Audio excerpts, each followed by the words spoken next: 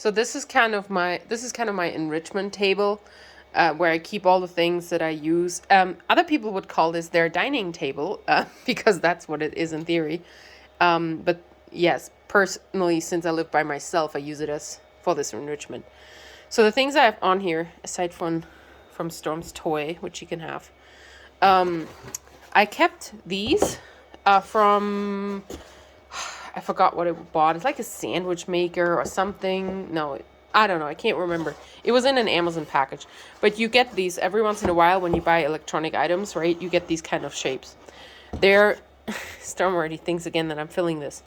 So these are great for putting kibble in there. For some reason, my dogs are not that smart. I mean, they are, but they often don't throw this over. You know, if you threw it over, they could just get all the kibble out. And they might do this at the very end, but they don't think about it right away.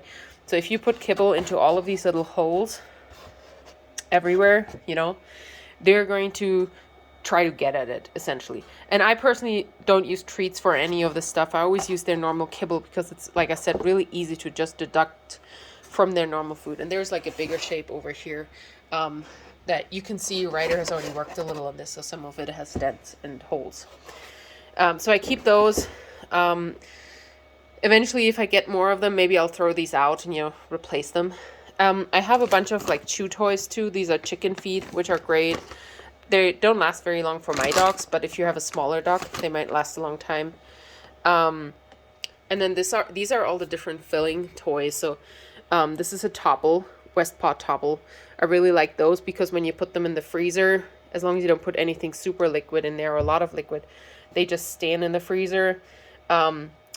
So you can fill them with anything, really. You could put kibble, yogurt, pumpkin, green beans, or blueberries. You know, those are staples for me as well. I also really like these monster mouth toys. So you can kind of put it in here, and they have to lick it out of there. These usually take them quite long to get it out. But they're basically the same principle as a Kong. Wait, I'm sure you've seen maybe a Kong before. But these are a little bit more accessible. So with the Kong, if you're not careful and you put something sticky into the very bottom of it, the lower part, they may never get it out and they might get frustrated. These are like a little bit more accessible and they'll still take really long. If I fill them with something like a paste, I usually fill the bottom side and the top, so so that it sticks to each side, and then freeze it. That way, it's a little bit harder again and makes it more interesting for them. Yeah, Kongs are great. A recent tip I learned is if you want to fill a Kong, you might want to put some kibble at the very bottom, something dry, and then the gooey, whatever you're filling it with, whether it's pumpkin, yogurt, fresh, wet food. That way, if you put the dry stuff at the bottom, it doesn't get so stuck here that they'll never get it out, because that's kind of just a waste then and frustrating for them. And then you have these little tires, which are really cool for like pastes as well, to like put into here, and then they have to kind of get their tongue in there and lick it out. Other licky mats, I have a bunch of these that you can put in the bathtub. So when my dogs get a bath, and they're not huge fans of it, they tolerate it, but they don't like it. I always put a licky mat with some paste of some sort on the wall of the bathtub. Oh, yeah, snuffle mats, okay? I have a ton of snuffle mats. I don't actually use them that much. I just got them really cheap sometime from Petco. These are just more licky mats. I use these a lot, these types of snuffle mats, because they're really easy to fill. I don't have to spend a lot of time hiding things everywhere. And I often put the snuffle mat, something else on top, and you can see that here they get a little dirty because that's where I would have put maybe a Kong or something filled with pumpkin. But these are washable, so I can just clean it. That way it's not on my carpet or anything. This is a snuffle ball. It's great. It takes them a long time. It just takes also a long time to fill. As you can see, it has, so many little pockets. So if you want to do a good job of making this hard and filling it, you could stand here for 5 to 10 minutes just preparing it.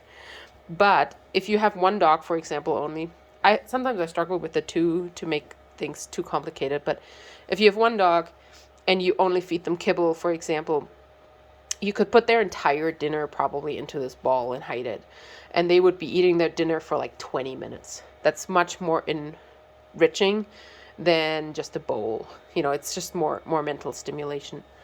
So I do really like this ball, but out of laziness, I don't use it as often. What I do use a lot is a basic little blanket.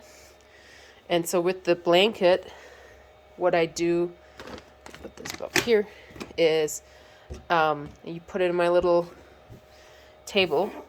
And okay, it would be easier to do this with kibble, but my dogs are going to go crazy if I pull kibble out of their containers right now. So I put a few pieces of kibble all along here. Okay, imagine the kibble. This cow hoof is now kibble. I fold it over like this, and this whole row here underneath that blanket has kibble. Then I put another layer of kibble here and fold it again on top of that. And then I'll put little kibble pieces along here and essentially roll the blanket inwards. So make sure put some kibble, roll it in, put some kibble, roll it in. So then you give them this mat full of kibble everywhere in it. Usually, like I said, I might put it on the snuffle mat. I'll put a little kibble around here too. But also then when it falls out, it's still in the snuffle mat. And they have to like unroll it, they have to do it like this, and then they have to figure out to go like a different direction. When the first time I did this, I think it took Ryder like almost 20 minutes to unroll it and figure out how to get to his kibble. Unfortunately, now it takes him like 3 minutes, maybe a little more, 5 minutes. It still takes them a relatively long time compared to some of the other enrichment toys that I know of. So yeah, that's it. Again, things like duck feet. Those are for Storm because she can't really have chicken. And then bully sticks, just have to be careful with the ends. The cow hooves, I use them actually to fill them too with pumpkin or yogurt or similar. And then I put them in the freezer. And it's kind of like, in my head, it's like they're eating ice cream and they can eat the cone as well because they can chew on the hoof when they're done. So in the case of Storm, because she's destroyed a couple of things in her life that were a little scary. And, things with batteries and stuff become scary. So she stays in her 4x4 foot kennel, which is, this is really large for her. Obviously not for more than like 6-7 hours or so. But if I put the hoof, for example, in there, she might empty it, lick on it, get her kibble from her snuffle mat and her blanket, and then ultimately she might just pick up the hoof and start chewing on that as well because it's obviously edible. So I really like those. These are all ones that I've already used, and you can see they have some markings, but they haven't fully eaten them. The one she had today, she actually ate the entire thing. There were a couple of little pieces that I had to throw away at the end. Okay, so those are like a few different ways for enrichment. I love combining all of them, right? So I love taking one of these and putting a few pieces of kibble, not a lot, just a few, and then taking a blanket and putting it on top of it, and then putting this on top of a snuffle mat with a couple of pieces, and just kind of building them like a fun entertainment for the day.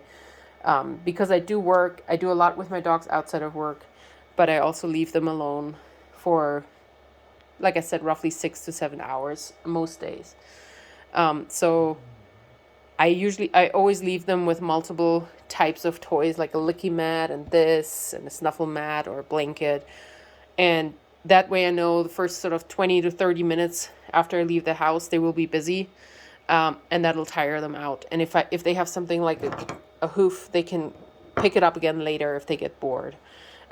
Most of the time they just sleep for that time. All right. Thank you.